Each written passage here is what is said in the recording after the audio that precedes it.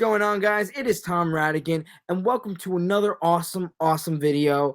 And for today's video, we are doing an album review. And what album are we reviewing, you might ask? Well, that is a good question, and that is the Grateful Dead's Working Man's Dead. This album is a classic.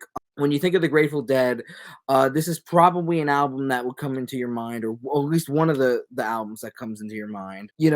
It's just such a beautiful thing. I mean, you got Jerry Garcia, Bob Weir, Ron McKern, also known as Pigpen, of course. You got Mickey Hart, Bill Kreutzmann, Robert Hunter, their lyricist, and oh yeah, no, it's just great. And yeah, no, I mean, and it came out in 1970, June of 1970. So the album is 52 years old now. And, it's just, the harmonies on here. And before we really explore the album, I kind of want to go into where the Grateful Dead was at and like kind of how they started. And of course, the Grateful Dead are known for being a psychedelic group. Jam band comes to mind. Blues, mix of every type of rock and roll element, but also, of course, folk harmony, and which a lot of the folk and harmony is on this album. But their first album, like when it came time to it, like they were really trying to figure out what their sound was. They weren't really normal musicians in the studio like others. They were really they wanted to know how things worked. They didn't want just some producer doing everything for them. They were really kind of like hands on with all the type of things to do in the studio. And yeah, no, so what really is important about this album, and just why it's so important to their career, is because it really kind of establishes songs that were able to be used commercially, and they never really had as much commercial success until the 80s with In the Dark with Touch of Grey. But this album was kind of like showing, because Warner Brothers, their label, was kind of giving up on them at this point, because they made 3 albums that really weren't hits at all. Their first album was self-titled, had mostly covers on it. I mean, of course, to Grateful Dead fans, people would enjoy it, and none of those albums are bad. They just didn't have a commercial, that much commercial appeal. And like I said, the first album was basically covers. Their second album, Anthem of the Sun, was very psychedelic, very 60s, and it was basically just a recreation of what they could do live. The essential track on that album, I would say, is probably the other one, Clear Your Schedule, because it is a long album to listen to and it can be a chore at times. But then they came out with Axa in 69. So yeah, the Grateful Dead album that was released in 67, Anthem of the Sun 68, and Axa was released in 69.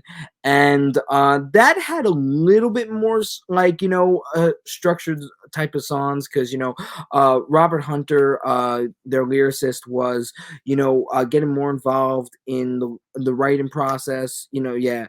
And then it came time to do their 1969 album, Axa, and yeah, that had a little bit more of a structure with songs than the other 2 albums.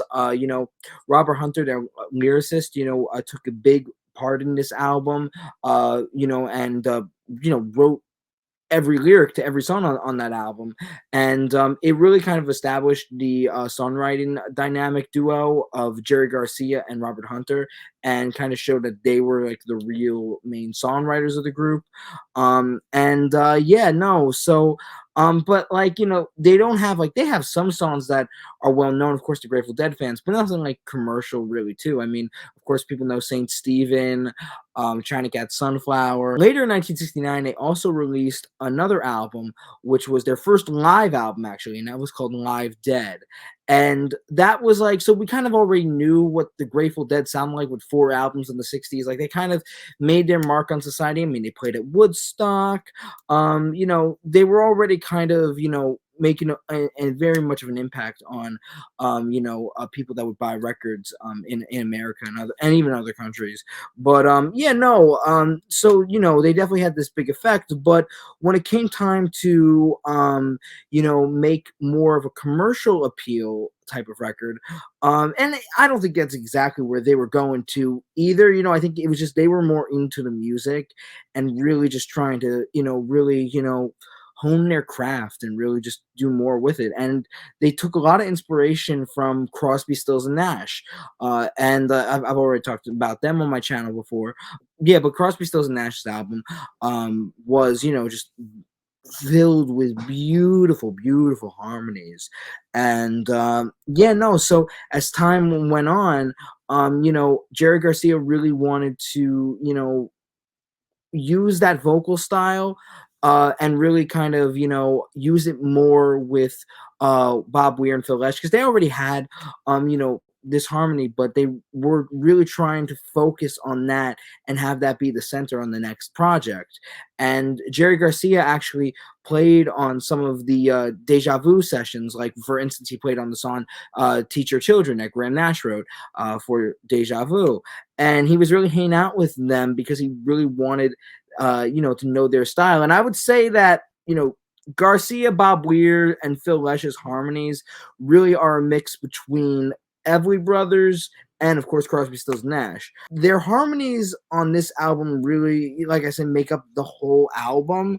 And without further ado, let's go into it and dive into the songs.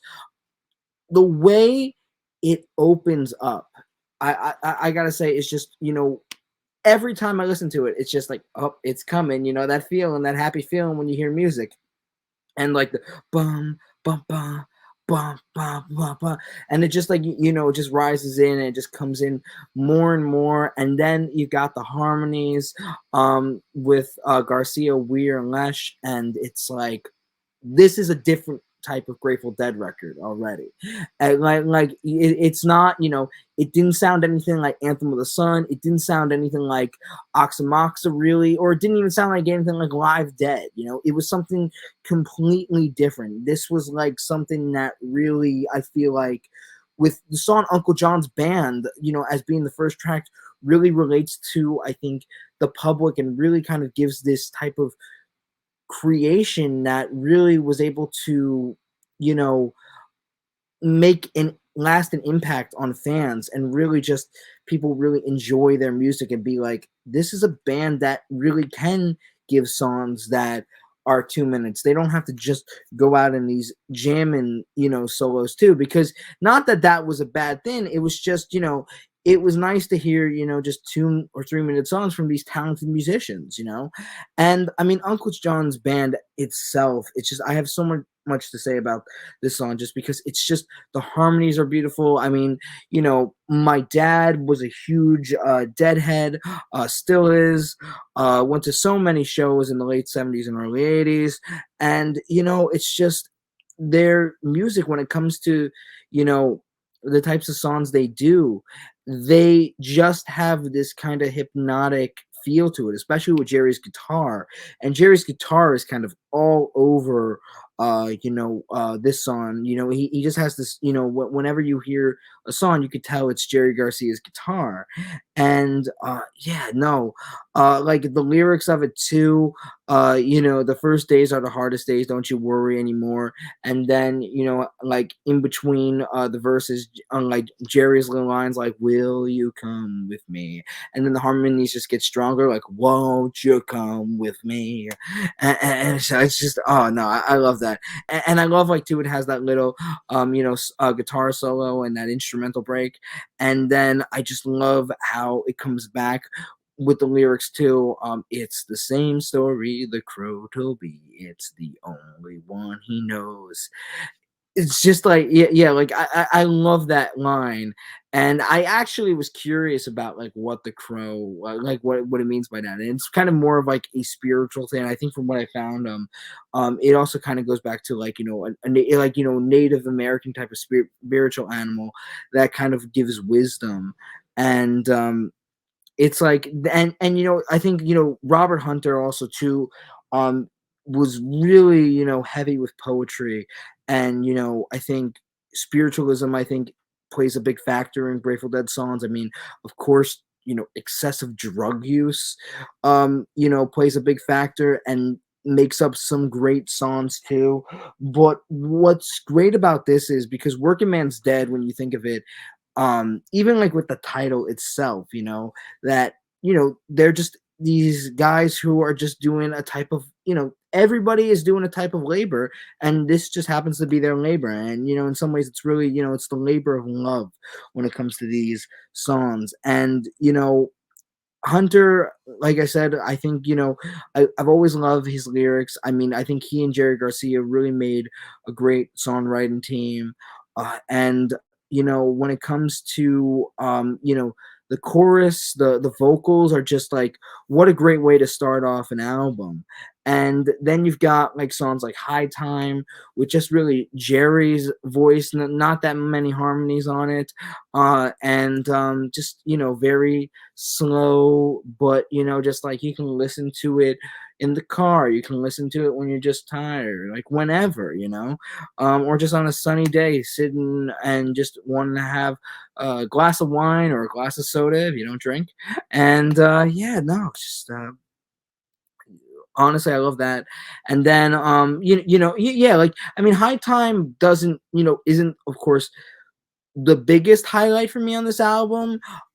Not as much as like Uncle John's Band, but then of course we got the third track, which is Dire Wolf, which definitely has a little bit more of an impact. But I will say High Time grew on me, and yeah, like some of the songs that I didn't care for as much kind of really grew on me more, like High Time and even Black Peter.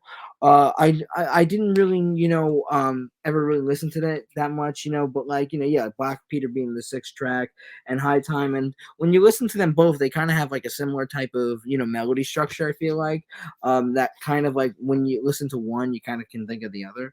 And yeah, but like Dire Wolf on here as being the third track, like, with the very bluegrass intro, and then Jerry's soft voice that starts it off, like in the timber, in every.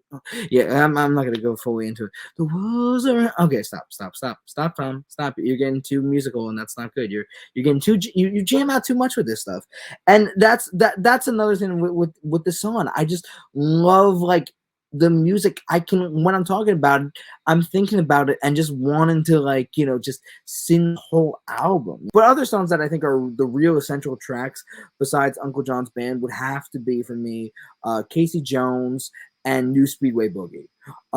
We'll go more into Casey Jones, but let's talk a little bit about New Speedway Boogie, because that song is just like already with like that, that intro that does have that boogie feel, but like a little bit of the rhythm and blues with a lot of the folk still there.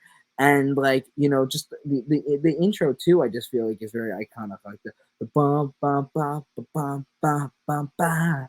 And then the first lines, please don't dominate the rap jack if you got nothing new to say. If you please don't back up the track, this train's got to run today. Yeah, I just think that's a really cool intro, and just shows another example of Hunter's brilliant type of word choices when it came to songs.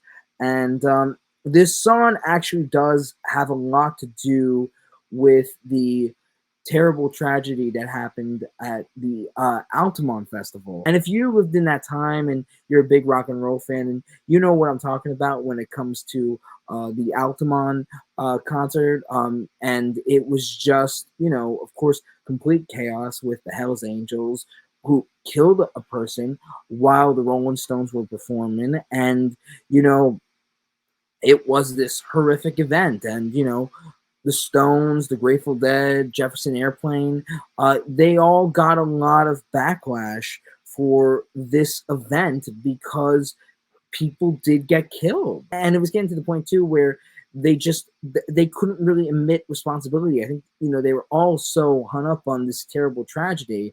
And, my father, of course, is a huge Grateful Dead fan and loves Jerry Garcia. But the one thing he always said bothered him about Jerry Garcia is how he never really owned up to, being one of the people that hired the Hells Angels because people felt they shouldn't. This was a biker group that wasn't peace and love. That festival was supposed to be about that, like they were trying to recreate another Woodstock, and Hells Angels were not that people to be security for it because they were a violent biker gang. These people were criminals. And yeah, and like I said, they ended up brutally beating somebody and killing them, so that's one thing when it comes to this song. Like, for instance, like one lyric, I feel like there's a lot of lyrics that represent the whole song. Like, please don't dominate the rap jack if you got nothing new to say. It's like, we already know the stuff, you don't need to keep telling us more and more. Like you gotta get off, it already happened. This train's got to run today means we got to move on, I feel like. But a lyric that definitely represents that tragedy was the line, "In the heat of the sun a man died of cold." And like when you hear that lyric, it's like, damn. You never think of some times what the lyrics actually mean. And like, I've always loved those lyrical hooks in this song like that, and like in the like, and also to keep on coming, don't stand and wait with the sun so dark and the hours so late.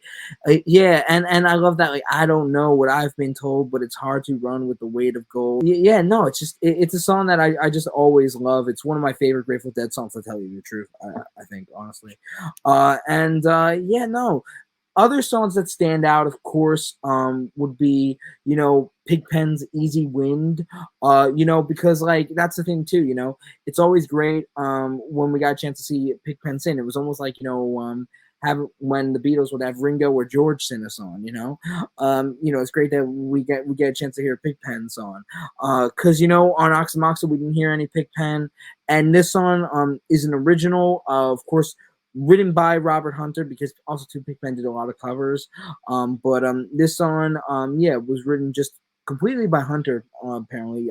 Pigpen, because usually too, when one of them would sing a song, they usually would get credit for the music. But in this case, Pigpen didn't get credit for the music, so Hunter wrote this alone. The song itself is it's so bluesy, and it fits Pigpen's vocal style so well, and especially like with the guitars, just quietly going in, lifting up the song, and especially too like the line like, "Doctor say better stop balling that jack. If I live 5 years, I'm gonna bust my back," which ironically kind of foreshadows like the health issues that Pigpen had over the years. And of course he tragically died at the age of 27 due to alcohol abuse. And he had a lot of liver damage. But yeah, no. Um, that's definitely another song that I loved too. Like, I mean, there's really no bad song really on this album. And then another track we got, which is midway through the album, which is Cumberland Blues, and just brings another example to you of the harmonies of Garcia, Lesh, and Weir. And just the thing about it too is like, with the title Cumberland Blues, it definitely has got that blues feeling. But I think the thing also about it is that, what's so cool about it is it's an original, of course, with Hunter's lyrics, and all that. But what's so interesting about the song is it sounds like it's something that could have been done like, 50 years before. It sounds really like a 1920s jug band song, or something that could have been done by, Honey Ledbetter, or AKA Leadbelly. But yeah, no, it's just it's such a cool type of track. And yeah, and I definitely think always, of course, a highlight, of course. And it was done also too on their Europe 72 album, so there's a live version of that. But yeah, no, there's something about the studio version that's just really great too. And I remember, as a young kid, knowing this album, and I remember hearing this type of song but didn't know the name of it. And I remember little connections I would have with my dad talking about the Grateful Dead. And I remember I asked him, like, what is this song? And I'm like singing the song. He goes like, oh, that's Cumberland Blues. And I never forgot the title of it then after that. But another really cool song, just the like I said, the harmonies are just incredible on it, and really adds like this interesting vocal style too. And you know what? It's another interesting thing that is an example with this song is when you had like a group of musicians, whether it's five or four piece, there's usually always one or two people that don't sing, and in this case, of course, the drummer is never sang. Even though Pigpen sang, he never sang harmony with them really. He never, and it would have sounded really different if he, would sing harmony with Garcia, Lesh and Beard, because they all just had a really good blend that just fit together. And Pigpen's had more of a bluesy type of style that was better for when they did the R&B tunes and stuff like that. Coming at the last track of this album, that we definitely got to discuss is "Driving That Train," "High on Cocaine," Casey Jones, "You Better Watch Your Speed," and definitely, yes, Casey Jones, which some people might say is the greatest Grateful Dead song. But commercially, people say that, or like just generically, that's what a lot of people will say when they think of the Grateful Dead. But some Deadheads will disagree with you completely, according to my dad, because apparently my dad said when certain songs they would play in concert, this was not a song that would go well with some Deadheads. That they would be like, and a nickname for it was "Casey Sucks." So that was one way of doing it. They had that with a few other songs, like I think they called like Johnny, like when they did Johnny Be Good, Chuck Berry song, they would also be like Johnny Sucks. Some of the Deadheads would say Casey Jones. I mean, how can you not love it? And I remember watching a documentary with the president of Warner Brothers, and I don't remember his name fully, but I'll put it in when I'm editing. But he was just talking about how Grateful Dead were in need of something successful because Warner Brothers had 4 albums that they went nowhere with, and these guys were very difficult to work with, and Jerry came to him and he said, "I want you to listen to this." And he played them, Casey Jones, and they're like, "Okay, we can sell this." And they did. It's a song that was played on the radio. My dad tells me he remembers, hearing this song on the radio before he, was really a big Deadhead. It is just this just good song that kind of really makes you smile. I mean, of course, when you listen to the lyrics, it isn't a fucked up story in some ways. But it's almost like that. I know this is going to be a weird example, but it's almost like when you heard the Beatles, "I Want to Hold Your Hand" for the first time. It's just a song that's just like, wow. And that's kind of how I feel about this song. It's like with Casey Jones, it's like, oh, this is that is interesting. And yeah.